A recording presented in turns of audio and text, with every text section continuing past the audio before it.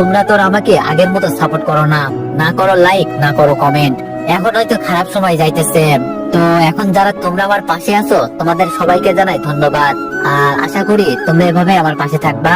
তো চলো বেশি কথা না কইয়া গল্প শুরু করা যাক। বিকাল বেলা বাসা থেকে বের হতেই দেখি আইমান আমাদের বাসার সামনে বসে আছে। আমি বললাম, কিরে তুই এখানে? আইমান বলল, কেন আসতে পারি না? আমি বললাম, আরে দূর সেটা না, এই সময় তুই তো এদিকে আসিস না, সেই জন্য জিজ্ঞেস করলাম। আইমান বলল, তোকে অনেকবার কল দিতেছিলাম, মোবাইল অফ দেখাচ্ছে, তাই চলে আসলাম। আমি বললাম, আচ্ছা ভিতরে আই। তারপর আইমানকে নিয়ে আবার বাসায় গেলাম। আইমান বলল, কিরে কাউকে দেখছি না যে?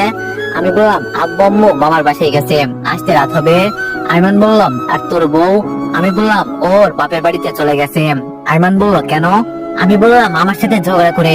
আইমান বলল, তুই আবার কি করলি? আমি পুরো ঘটনা শেয়ার করলাম। আইমান বলল, তুই এখন কি সিদ্ধান্ত নিলি? অবন্তীকে রাখবি নাকি ডিভোর্স দিয়ে দিবি? আমি বললাম, এখনো কিছু চিন্তা করিনি। আইমান বলল, যেটা ভালো মনে হয় সেটা কর।